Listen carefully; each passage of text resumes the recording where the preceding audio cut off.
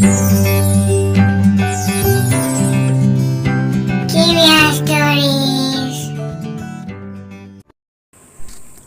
Friends, welcome to our channel. ఈరోజు మనము ఒక రాజు కథ చెప్పుకుందాం. అనగనగా ప్రతాపవర్మ అనే రాజు మొఘలాయి సామ్రాజ్యాన్ని పాలిస్తూ ఉండేవాడు. అతని భార్య పేరు సుగుణ. అతని పాలన ఎంతో ధర్మంగానూ గొప్పగానూ ఉండేది. కానీ అతనికి సంతానం కలగలేదు. అందుకని మళ్ళీ రెండో వివాహం చేసుకుంటాడు. రెండవ భార్య పేరు సుభద్ర. సుభద్రకి ఆడ సంతానం కలుగుతుంది. ఆ చిన్ని పాపకి పేరు పెట్టడానికి ఘనంగా ఏర్పాట్లు చేస్తారు. ఆ పాపకి రోహిణి అని పేరు పెడతారు. అందరూ అల్లారు ముద్దుగా చూస్తారు. రాజు పెద్ద భార్య సుగుణైతే మరీ గారాబం చేస్తుంది. కానీ మధ్య మధ్యలో తనకి సంతాన భాగ్యం కలగలేదని చాలా బాధపడుతుంది. ఇంతలో వారి ఆస్థానానికి ఒక యోగి వస్తాడు. అతని దివ్య దృష్టితో అందరినీ చూస్తాడు. అప్పుడు యోగికి పెద్ద భార్య మనోవేదన కనిపిస్తుంది. అప్పుడు యోగి, ఎవరూ చింతించవద్దు, ఈ పాప మహజ్జాతకురాలు, ఈ పాప ఉన్న చోట అసంతృప్తి ఉండదు అని అందరినీ దీవిస్తాడు.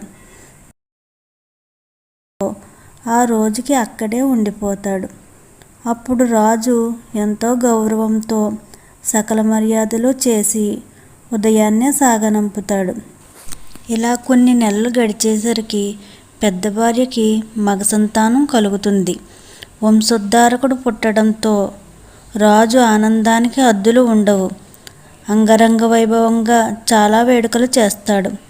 అందరూ చాలా ఆనందంగా ఉంటారు. ఇలా కొన్ని రోజులు గడిచేసరికి చిన్న భార్యలో మార్పులు వస్తాయి. తనకి ఆడపిల్ల పుట్టింది. రాజు పెద్ద భార్యకి మాత్రం మగ సంతానం కలిగింది. అతడే ఈ రాజ్యానికి యువరాజు అవుతాడు. అతని తల్లి మహారాణి అవుతుంది అని కుళ్ళు, అసూయ, ద్వేషాలతో రగిలిపోతూ ఆ బాలుడికి చాలాసార్లు అపాయం తలపెట్టింది. అన్నిటినీ తప్పించుకుని ఆ బాలుడు పెరిగి పెద్దవాడవుతాడు. పెద్ద భార్య మాత్రం ఇద్దరు పిల్లల్ని సమానంగా పెంచుతుంది. చిన్న భార్య తన ప్రయత్నం ఫలించక విసిగిపోతుంది. ఇంతలో ఈ రాజ్యం పైన శత్రువులు దాడికి వస్తారు. పగతో రగిలిపోతున్న రాజు చిన్న భార్య శత్రువులకు సహాయం చేయడంతో కోట గుట్టు అంతా శత్రువులకు తెలియడంతో రాజు ఓడిపోయే పరిస్థితి వస్తుంది. అప్పటికి యుద్ధం మొదలై 2 రోజులయ్యింది. రాజు సైన్యం తగ్గిపోతుంది. అప్పుడు రాజు అక్కడే దగ్గరలో ఉన్న అవ్వ అరుగుపైన నీరసంగా నిస్సహాయంగా కూలబడిపోతాడు. వెంటనే అవ్వ మహారాజే తన ఇంటికి వచ్చాడు అని ఆనందంతో, మహారాజా ఉండు, దాహం తీసుకువస్తాను అని కంగారుగా లోపలికి వెళ్ళి మంచినీళ్లు తీసుకువస్తుంది. ఇంతలో రాజు సొమ్మసిల్లి పడిపోతాడు. అప్పుడు అవ్వ రాజు మొహం మీద నీళ్లు జల్లి కొన్ని తాగిస్తూ, మహారాజా మహారాజా, మీరేంటి ఇలా ఉండటమేంటి? మీరు ఈ సామ్రాజ్యానికే మహారాజు, మీరెలా ఉండాలి అని అంటూ, మీరు తినడానికి ఏమైనా తెస్తాను, నేను పెడితే తింటారా అని అడుగుతుంది. రాజు సరే అన్నట్టు కళ్ళతో చెబుతాడు. వెంటనే అవ్వ సంతోషంగా వెళ్ళి వేడివేడిగా పళ్ళెంలో అన్నం తెచ్చి పెడుతుంది.